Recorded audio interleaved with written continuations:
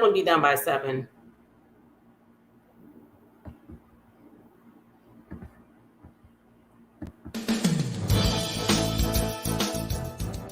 Detroit Business Hub Group Director Nancy O'Neill works with her team of experts. Listen to conversations with business professionals to discover the latest business innovations, insights, and trends. Find out what's hot and what's not in today's business market. Well, welcome, Nicole. Welcome, everybody, to the Detroit Business Hub Group. I'm so ecstatic and happy to have Nicole Dietrich as a guest. She's been a friend of Detroit Business Hub Group almost since the beginning, pretty close to the beginning. And she is a business manager with Lake Trust Credit Union. She's helped DBHG quite a bit, and I wanted her to go ahead and further introduce herself. Thanks, Nancy. Really excited to be here this evening. Yes, and we are huge supporters, and I just think everything that you personally do just so admirable. So, as she said, I'm Nicole Dietrich. I am one of the business development managers for Lake Trust Credit Union. And for those that aren't familiar with Lake Trust, we actually are a full-service financial institution that helps businesses and members all across the state of Michigan. We have a statewide charter. We have over 20 locations to help everybody kind of from lake to lake. That's where the Lake Trust comes in. And we can help both on the member side and fully on the commercial and business side. Okay, great. Yeah, I think some people don't realize how large you are until they actually find out a little bit more about you. So 20 locations is a lot, like if it's in one area, but I guess since you're like Metro Detroit, but since you're across the state, then you're kind of a little bit more spread out.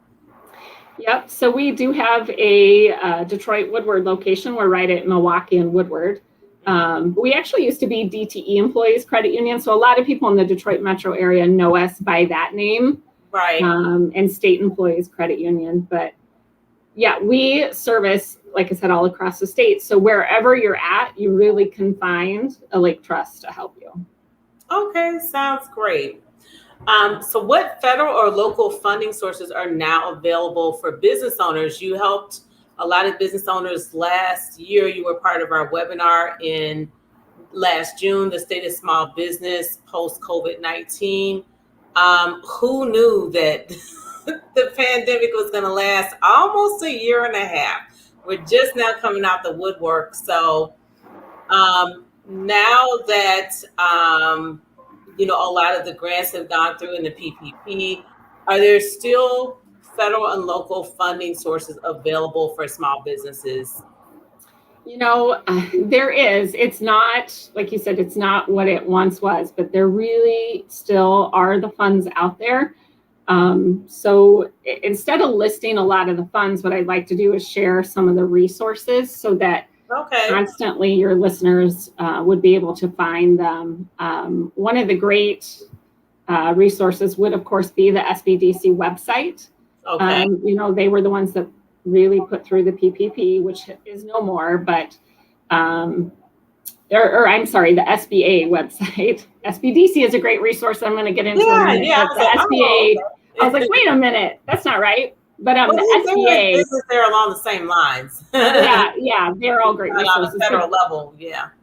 The SBA actually has that COVID relief page that would cover your EIDL, that would highlight that.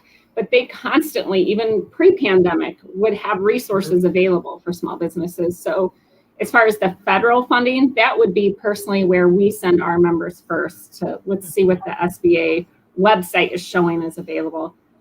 For Michigan, also MEDC is a great resource because they have, there's the Community Revitalization Fund. They always have different funds, and finding a partner there, their website is great. So those are two key resources.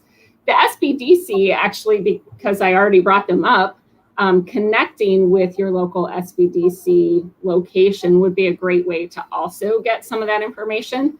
I'm going to talk about them a little bit throughout this segment because I think, in addition, they're a nice layer on top of to what you can do for businesses, right? But having a local individual that can really let you know when some of those resources are available as well. Sounds great. How should business owners reopen their business? We know that Governor Whitmer reopened the state, I believe, on June 22nd, which has been about a week. What do you recommend? I'm walking into some businesses now. Some of them are requiring customers to wear masks, others aren't. So what do you think some good protocols would be for new business owners or returning business owners into the marketplace?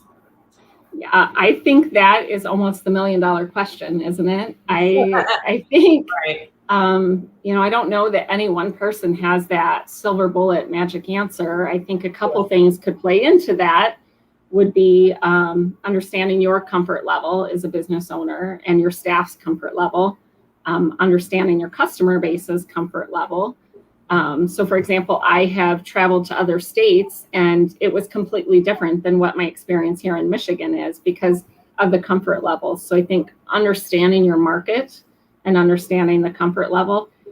I also would say whatever you decide, make sure it's clearly posted and communicated because it is confusing for us to understand. I think reopening is difficult for some business as well because of staffing.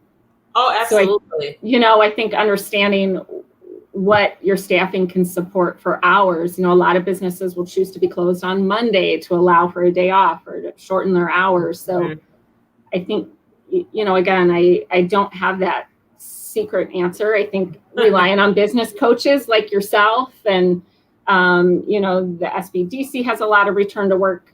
They can help you with that. Your county, usually they have great kind of tips there, but it's really, I would say at this point, more on the comfort level of you as a business owner, probably whatever your business is and your staffing and what your staff is comfortable with and knowing what your customer base is comfortable with. Yeah, I think that's a big thing in addition to staff is just knowing your customers. And, hopefully over this past 15, 16 months, we've had business owners have had some contact with their customer base. Like we went totally virtual, except we did a few webinars for our teachable courses. But other than that, we did everything virtually. So you still have to keep those lines of communications open and keep that relationship going. So really, when they come back in person, it's really just like a smooth transition. You're transitioning from meeting with them virtually back to face. So hopefully there's been some contact there. It just isn't like this huge void where no one's heard from you like a year and a half. Like I think I told you, I believe it was I was talking to you when I was telling you like when I couldn't go to the hair salon for 3 months. Oh my goodness, it was a nightmare. We all were sort of walking around like this, weren't we? Like, don't look at my roots. Yeah, so I had to break down and buy a wig from my hairstylist. But one of the things that she did, which I really appreciated, is that she would host on Saturday morning. She came on for an hour for her customer base, and she would do a live webinar on how you can maintain your hairstyle, healthy hair at home. So even though I attended a couple of webinars, my hair still really didn't look that much better. And, there were still some women that were like, yeah, we followed all your steps and our hair still doesn't look the way it does when we go to the salon. She's like, look, I'm the professional. This is what you guys pay me for. It's not going to look the same, but at least you can manage until we reopen again and you get back to the hair salons.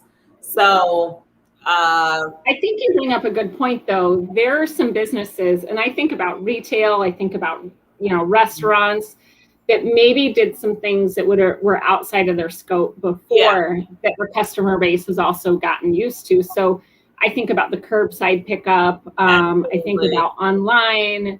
So, some of my favorite, I try to boutique shop and support local as much as I can. Yeah. There's some stores downtown, midtown that get way too much of my money. That's for sure. But, they were offering like, call in and tell them what, they would do like Facebook Live and show you what they have. And you would call in and say what you want.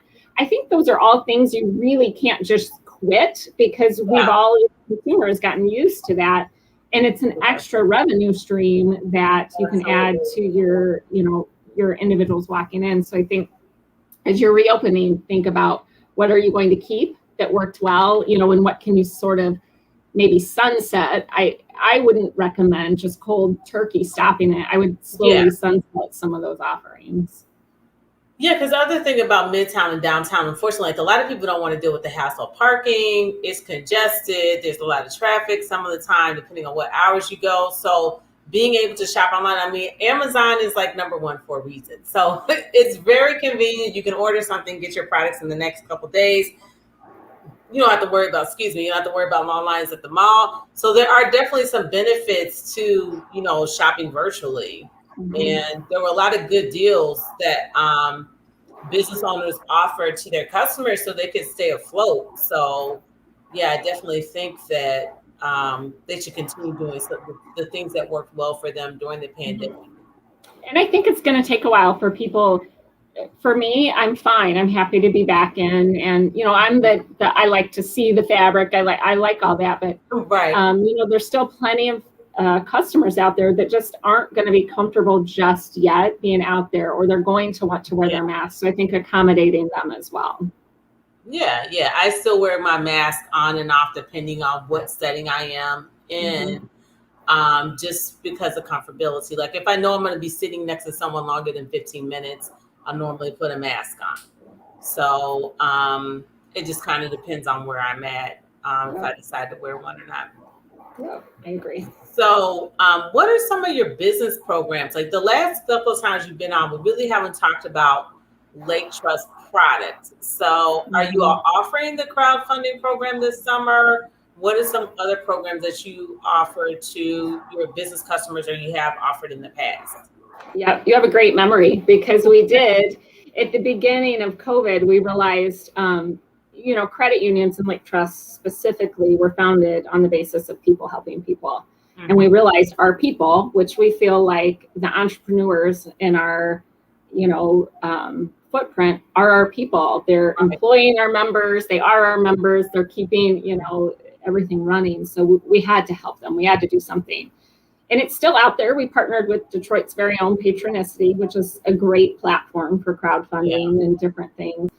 We did the Great Lakes Give Back, where we did a crowdfunding and a match for, it was across the state. So we had, I'm not a resident Michigander, whatever we call ourselves. So there were towns popping up that I'd never even heard of. How they heard about our program, I have no idea.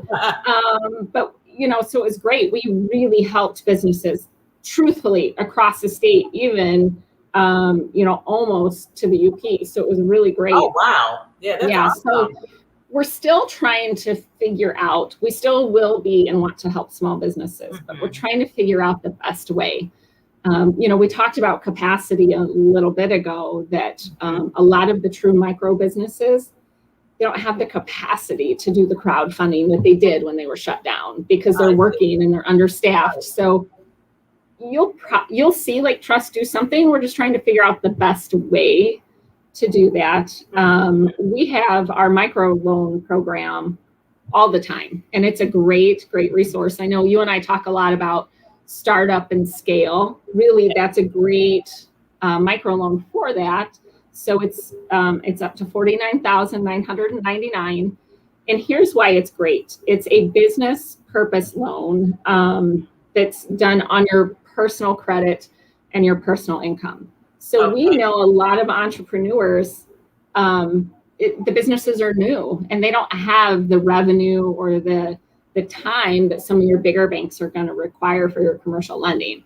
Right. So this is, a lot of individuals, even you, Nancy, you have a date, you have another job on the side of, all your other businesses. So yes, like you are like the busiest person I know, actually. But, that's the case with most entrepreneurs. And so this allows them to pull in and use that income. We're able to use, a lot of our small businesses sell on Etsy. They have PayPal. They have Venmo, they have all these. We can pull in all of these different income streams and use them.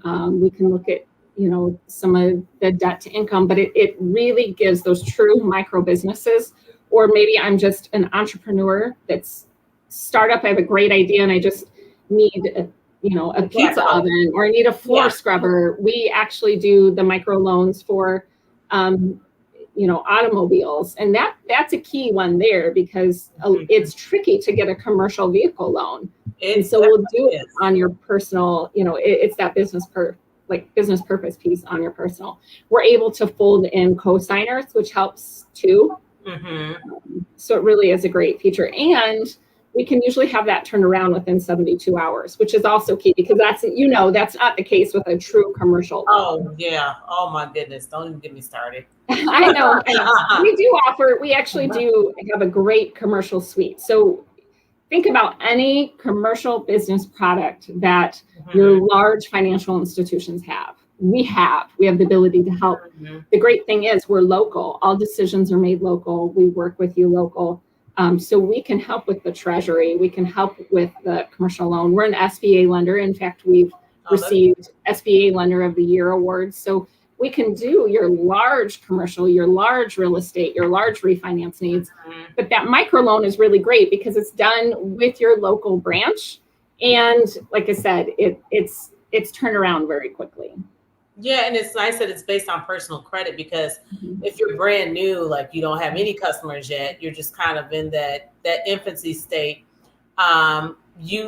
You don't have any type of a footing or history to fall back on, so you almost need that personal line. And there was a NABO statistic that I saw, and it said that most of their members, they start their businesses with like personal credit cards. So that's how a lot of us start our businesses. I mean, I started DBHD with my own funding. So it's just becoming new, where a lot of new business owners are getting like huge crowdfunding grants and loans, like up to $1 million.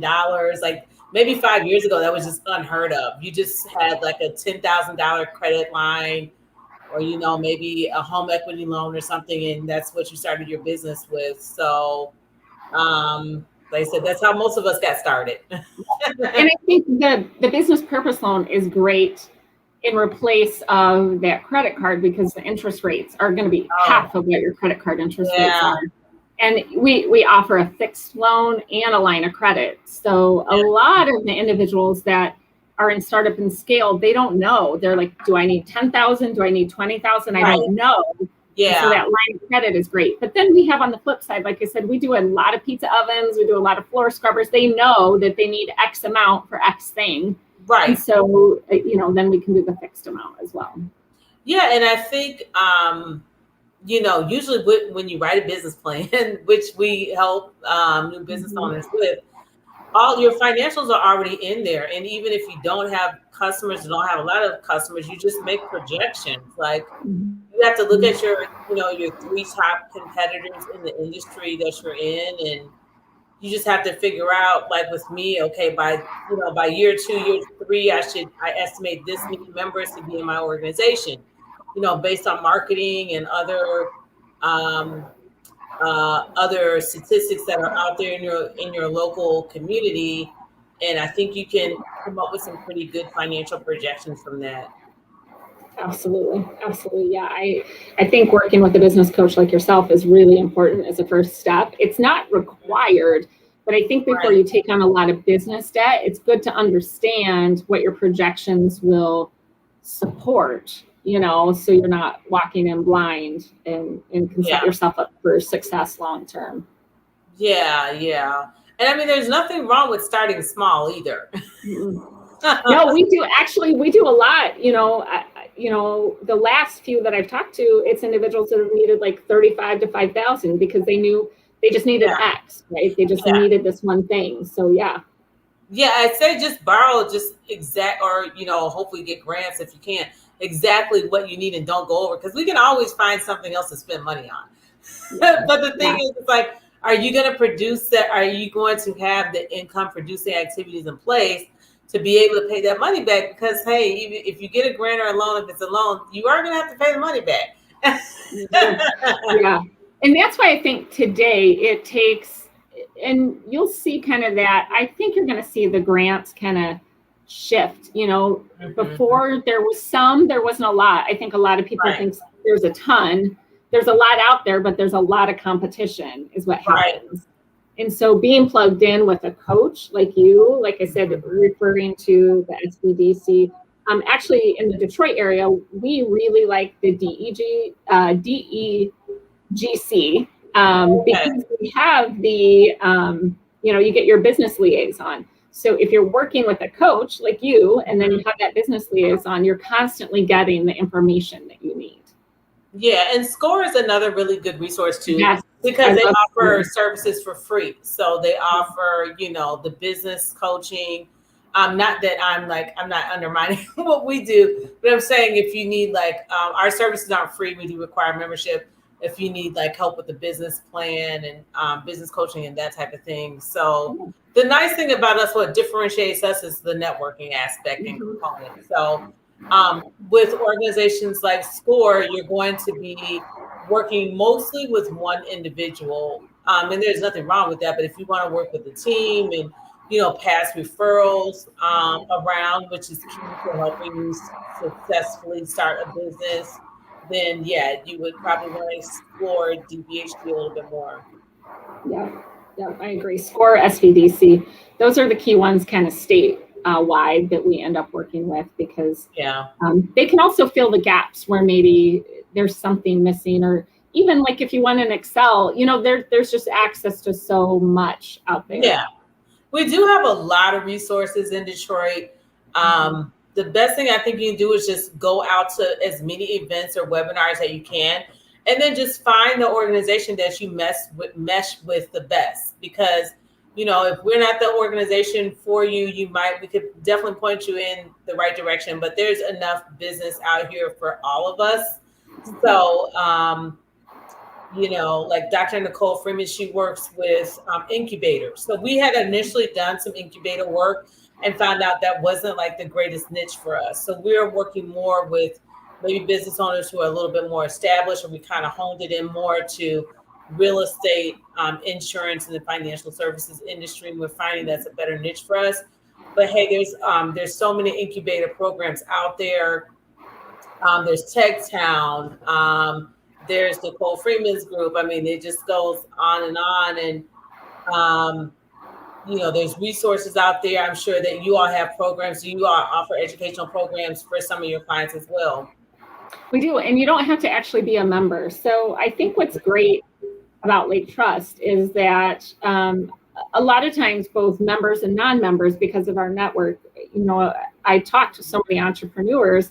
It's a great opportunity to refer to you, or to refer to, we do a lot of business with Tech Town, but we're on the west side. CMURC is a great incubator in Mount Pleasant.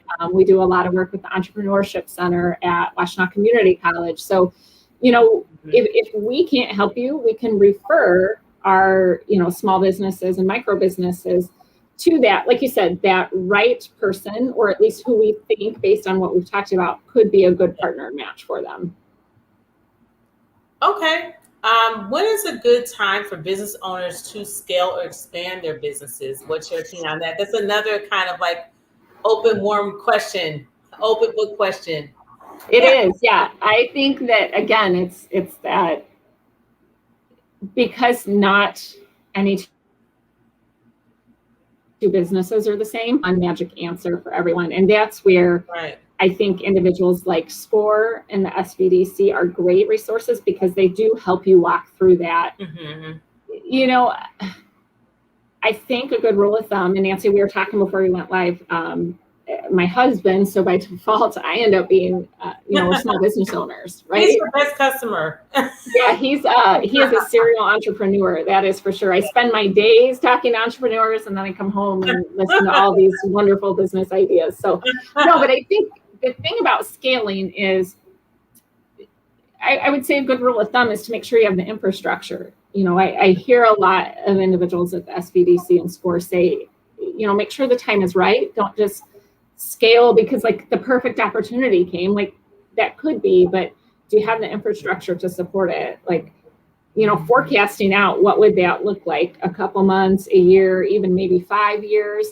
Do you have the staffing to support it? I talked to somebody that really wanted to scale, and if they only had this one, like a little bit of money to get these extra resources, but then they didn't have anybody to manufacture. So they had all these great ideas, but they didn't have the manufacturing locked down for what they wanted. You know what I'm saying? So it's like, you have to make sure you have the infrastructure in place along the way. So I would say a good rule of thumb is to make sure your business today can support that scale. Right. And really forecasting it out to make sure.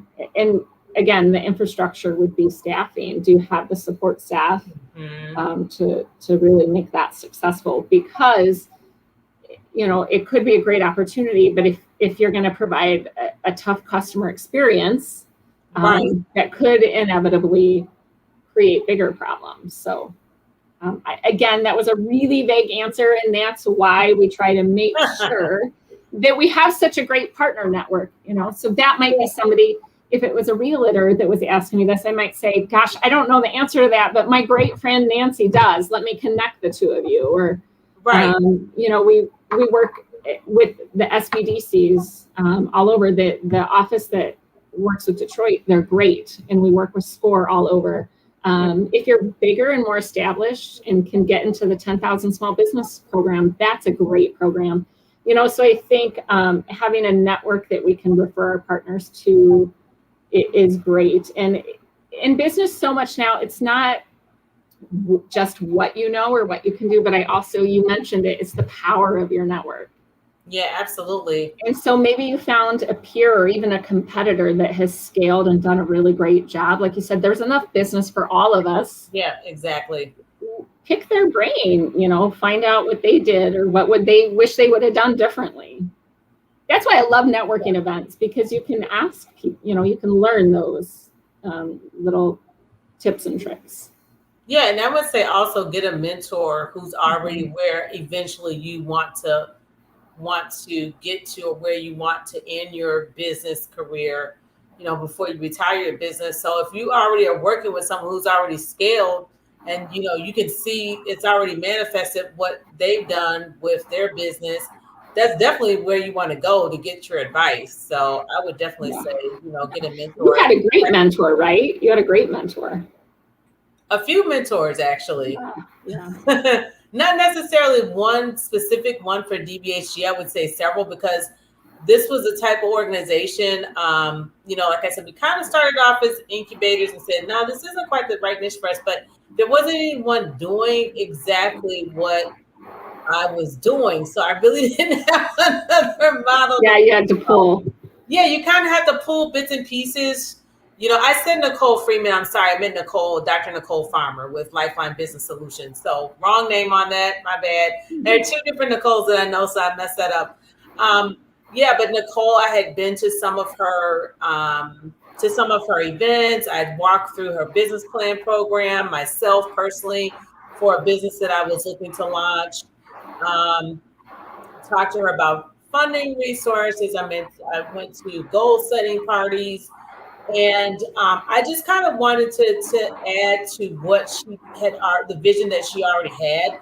But as I got deeper into it, I had to do a lot of soul searching myself to figure out what is DBG really all about. And now it's like so far removed from what we started with initially. Like, we just did another membership video because I was talking to Mike, our videographer, and I said, our initial membership video, I'm like, we're really not doing any of the stuff that's in that video. I'm like, we really got to update this. So it took me like a lot of soul searching to figure out what exactly did I want to offer DBHG. So, hats off to Nicole and some of the other mentors that I've had along the way. But I just know from being a former real estate agent, and I'm working on getting my license again in real estate this summer. Wow. Yeah, not to really sell it, but more just because I want to show people, like, I don't want to just be like a talking head, but I want to show them, like, I actually walked through the process myself. So it had been like, I hadn't sold real estate since 2008. So that's why I'm going to renew my license. And then my insurance license is still active. I'm not really doing a whole lot with it. I'm just collecting. I'm just collecting The residuals. Yeah, residual income. So, I think what you brought up though is a good. So, the word pivot has been thrown around yes, so much during COVID yes. that I almost want to just remove that word from the dictionary in my vocabulary. But part of scaling, I think, so if you think about what you did, you pivoted, but you scaled as well. You sort of reflected, and I think, you asked when is the right time to scale? If you identified that there is a segment that's not being served, right? How can I serve it? And you sort of took a little, not a sharp left turn, but like a baby left turn, right? Yeah.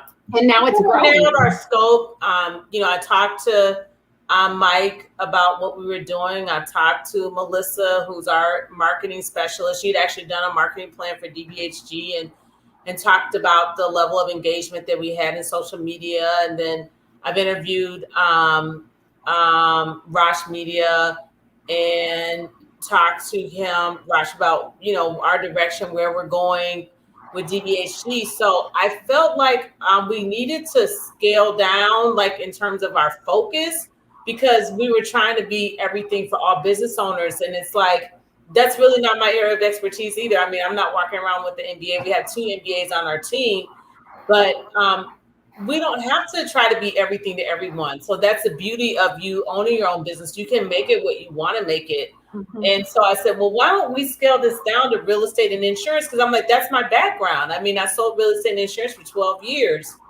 before I started teaching.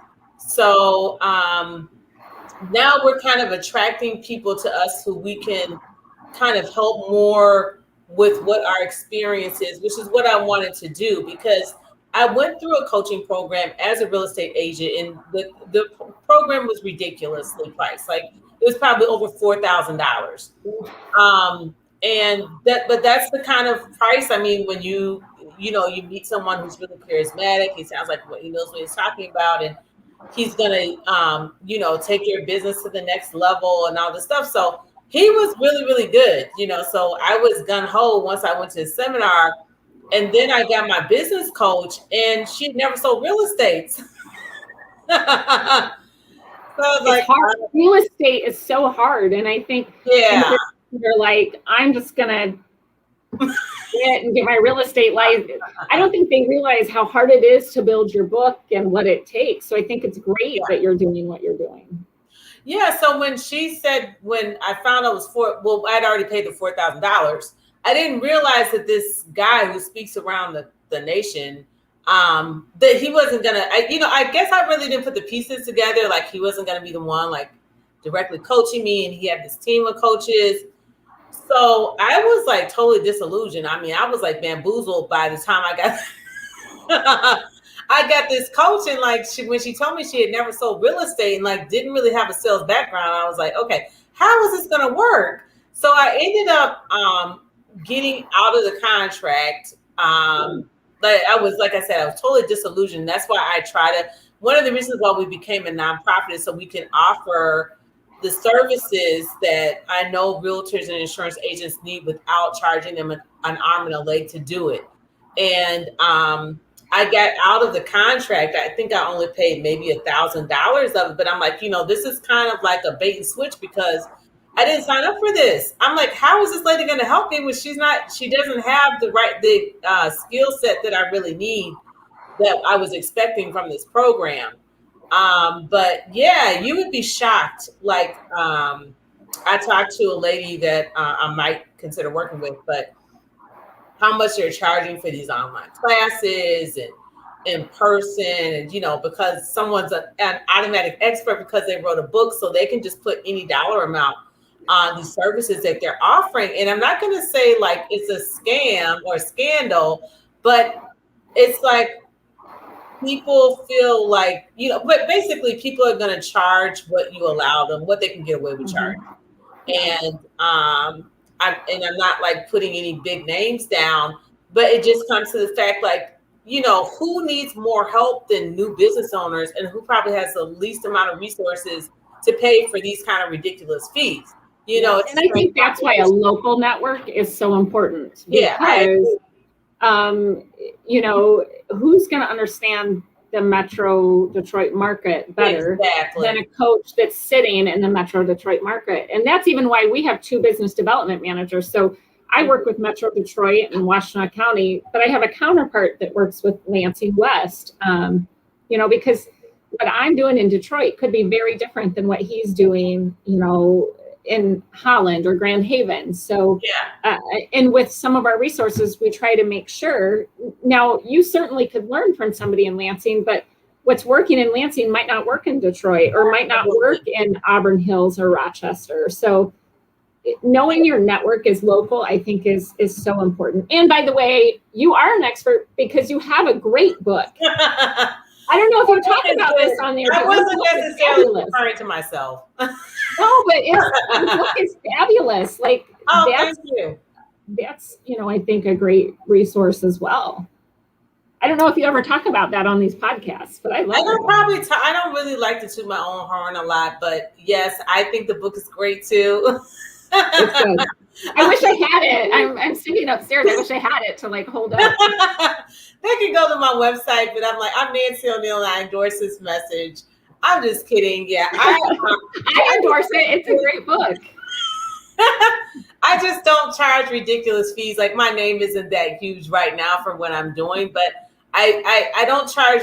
I mean, I wouldn't charge those fees anyway, but it's just the fact that I've walked in those shoes. And I think that someone who's trying to build their business, they shouldn't have to spend, you know, $5,000 for a coaching program or, you know, $10,000 to go to some island or whatever to learn how to be a good real estate agent. If they can afford it, that's fine. I know I was in the position where I had quit my full-time job and I was basically had enough to take my licensing course and pay for my exam. So I wasn't rolling in the dough, you know, to go out and, you know, pay for these lavish trips. But, you know, if people can do it, kudos to them. I think, like you said, money would be better spent being part of a local network. And the other thing about my mentor, she was actually in different states. I was like, okay, this makes even less sense. Yeah.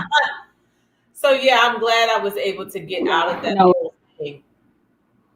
Yeah, it's so, and we do, you know, we do always say we think chambers are great, especially if you're in a small community like the Rochester Chamber. They're great. The Detroit Chamber is great too because of the access to information you get. But if you are in like a more rural area, that's really a very good cost that you might want to invest in. Again, investing in a great business coach is always just, it's such a help, but there are so many great resources. Lake Trust, like I said, is a great resource because you don't have to be a member. You know, we have a ton of individuals just in our network that we work to. We maybe will refer to our partners, you know, so I think it really, I guess we should have maybe called this podcast maybe the strength of your network or whatever, you know, because that really is what it all boils down to. We want to be able to help. And I think, you know, there's a lot of great resources, but it's also, you know, connecting to them.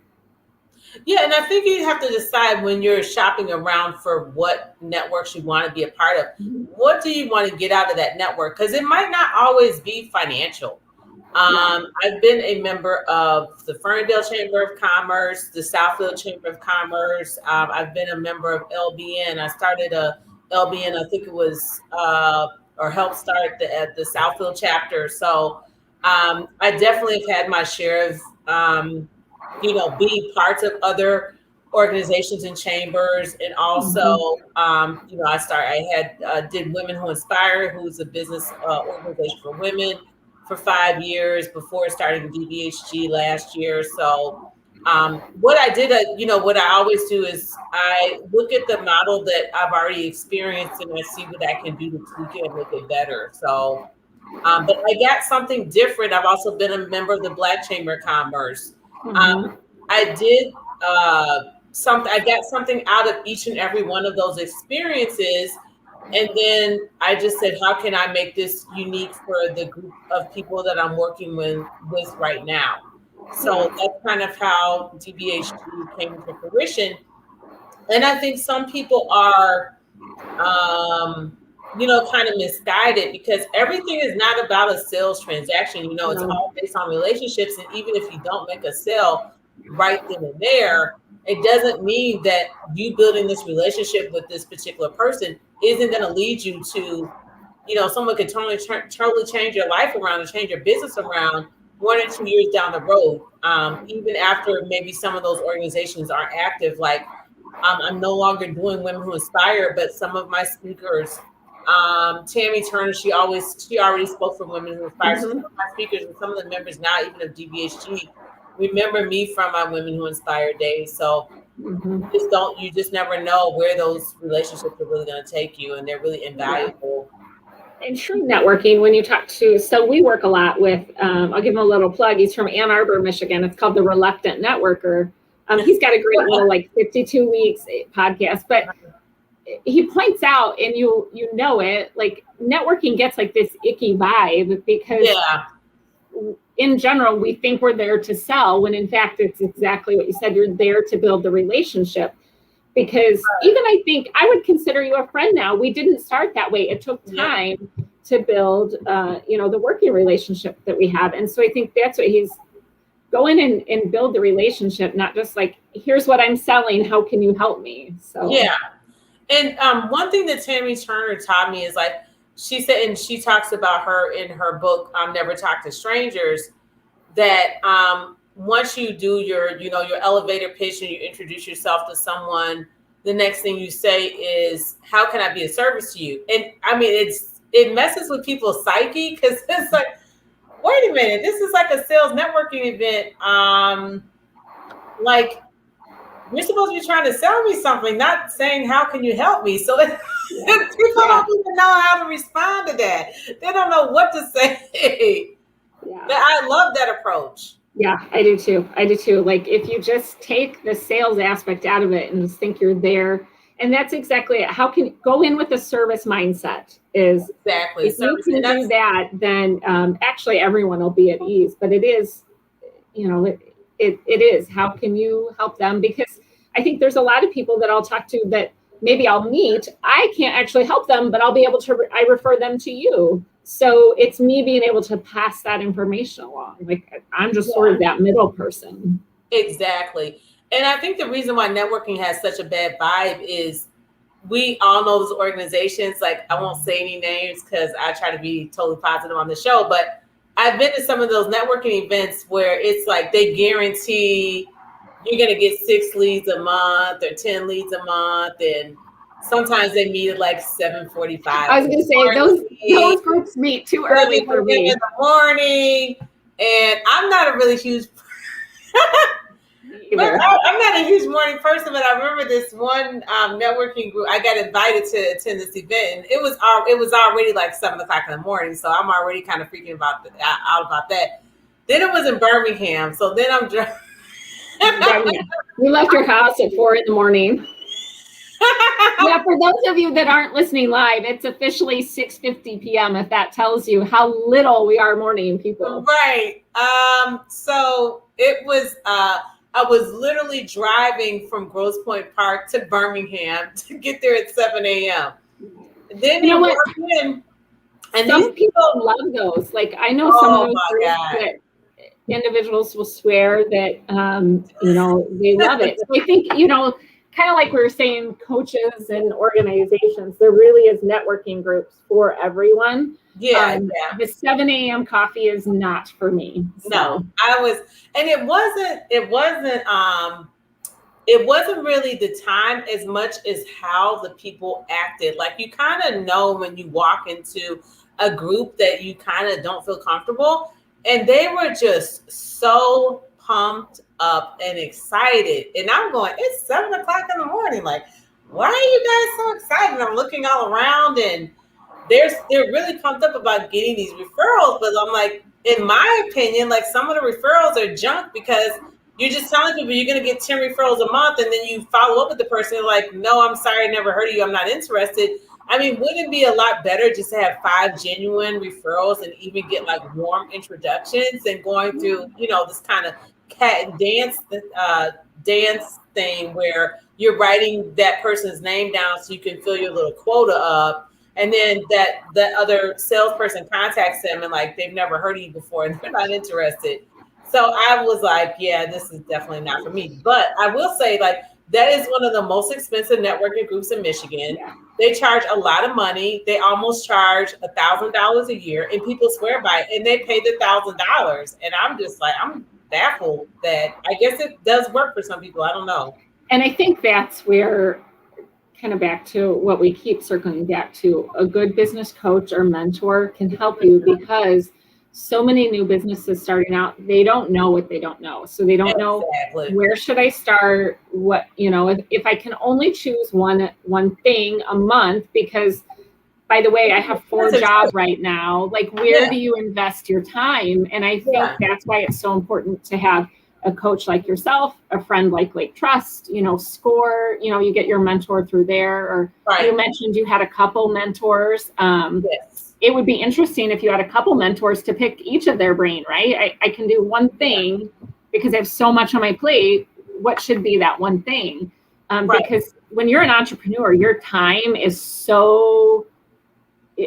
time is money, not to be cheesy, but your time is so valuable that you have to use it in an equitable way.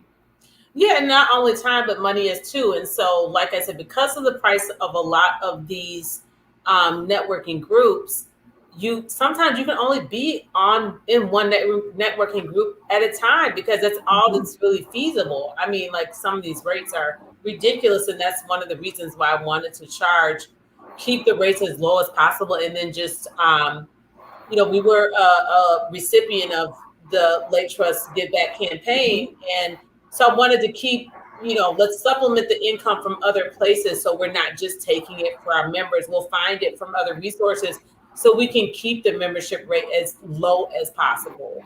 And I absorb a lot of the cost myself.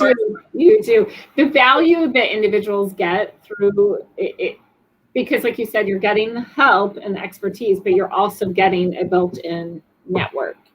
Yeah. And that really, it's really invaluable when you're starting. I agree. Yeah, especially if you move into a new town and you don't know a lot of people. Or you're switching. Think about you. I mean, you kind of already knew, but you really changed industries. You know what I'm saying? If you're doing this and now you're jumping over to your passion, you might not know that many people in this segment. Exactly. Yeah, and I talk about that in the Fire Your Job, Be Your Own Boss, because I wanted to make that clear. A lot of people who are going into sales now, due to COVID or other circumstances, the book was written before COVID, but who are going into a sales career, they are coming out of a profession where they were downsized or laid off or fired or whatever. And so they don't really have a huge sales background. So they do need that. They need some coaching. I mean, just point blank, if you're new at something, even if you have the training, any of us can open a book. But I think the nice thing about coaching is that you need someone that you're accountable to and who's going to walk alongside you and help you. So it's definitely vital as a new business owner. I just had John Clear, who's a real estate investor. He was my guest last Thursday, and I said, if there was one thing you could change about your business, what would it be? And he said, I would have started out with a mentor. So that was like, hey, that was a free plug-in for us. I mean, I didn't even ask him to say that. So mentorship is really, really important. And that was kind of the crust of Women Who Inspire. I believe in mentorship so heavily that I basically have based 2 organizations now surrounding mentorship. But we do offer more than that. It's training, it's networking, it's mentorship. It's all of those components combined into one. And I think if you do surround yourself with successful people and highly motivated people, that it's gonna rub off on you, and you're gonna pick up on some things that successful people in these industries are doing. And eventually you'll start to soar. Your goal is to get to where they're already at. So and I think that's why. So because we have the microloan, and we want to help the underserved, and micro businesses, true small businesses are an underserved segment. We're working with these individuals, and entrepreneurs also, bless your hearts, you all run, right? You're great doers and you run. And then all of a sudden you're like, I don't know. I don't know the answer. I don't know what I'm supposed to do. I don't know. You hit a brick wall at some point. Yeah. Do I need an LLC? I need an S, they just don't know this. And so that's where a lot of times it's great as Lake Trust, we come in because we want to be like an engine of community well-being. And that is financial well-being. That's creating, a great, and so it's connecting individuals to you that we can say, gosh, you know what, this is great. Let us help you get your business started financially. But we also have these friends over here that could really be a great resource for you, because you just never know what you don't know. Absolutely. And so, like you said, a true coach, just like an athlete, a professional athlete, they're not out there doing it on their own. LeBron James still has a coach, even though he's great. You can be the greatest and still really, really learn from your mentor and your coach. Yeah. And, sports is a great analogy to business, because there's so many things that are just alike. But, the really good players, they have personal coaches. They have the coach on their team. They have 2 or 3 coaches. Sometimes their parents, they participated somehow in the sport. So they kind of surround themselves by people who are pushing them to be the best that they can be. So it's usually like a village of coaches, not just one. So sometimes it's good to have 2 or 3, because honestly, with what I was doing with DBHG, because it was so unique, I had to find 2 or 3 different ones who could help me, because I couldn't get all the answers from just one coach. So sometimes it does take more than one. Yeah, I agree. Yeah, well, I'm so glad this was all like a DBHG commercial today. So it was. No, I mean, Lake Trust loves working with your organization, because we know that, if we send individuals to you, they're going to get the support that they need. And, your network is so great too. We've met a lot of great resources that, if we can't refer them to you, we've been able to send them to individuals I've met at your networking events. So, the bottom line is we want to help small businesses across the state. And, I'm very passionate about Metro Detroit. I think people get tired of me hearing about how great it is in Metro Detroit and Washtenaw County, but, I really want to help. And yes, we can help with the financial aspect. Obviously, we do a great job with that. But we also want to be able to have a strong network to send these businesses to, and to partner and help them grow and be successful and feel like they have a strong team around them. Yeah. And I feel like this has been great. Like we were talking earlier, COVID has this weird time thing where it feels like I just talked to you. It's been a really long time, so it's been fun. It's been like chatting, chatting with friends. We're gonna have to get together sometime and actually go shopping. Dangerous, but yes, I would love to. Well, I'll make sure I talk to your husband first, so we put you on a budget before you walk out the house. I don't know. He'll tell you he tries to stay out of that. I'm a financial expert, so I try to rein it in most of the time. But like I said, there's so many fun shops in Detroit that it really is fun to just spend a day, whether you're Avenue of Fashion, Midtown, wherever you're at. It's fun to just kind of shop all day.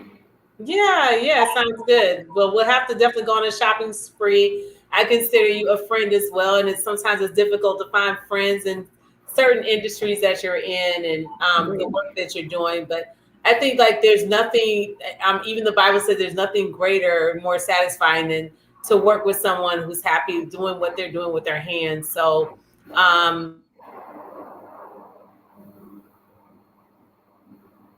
it looks like we were frozen for a minute. That was weird. Yeah. That hasn't happened to me before. So I did want to share. So I know you have my contact information. So individuals can reach out to you and get it. But my last name's kind of tricky, but it's N. So Nicole Dietrich, D is in David, IETRICH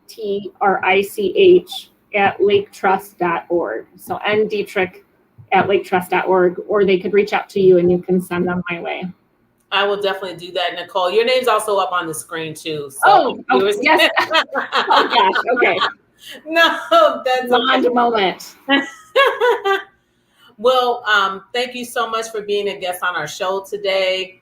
We're going to break to commercial. Thank you, everyone, for coming on. Make sure that you come back Thursday at 6 p.m. We will be here. We're going to have another special guest join us. So We look forward to seeing you all on Thursday, and also visit our website at dbhg.org for more information about our organization. Nicole, thank you so much for plugging the book as well as our organization, and we will see you next time. Bye, Bye. everybody. That was fun. That was fun. I agree.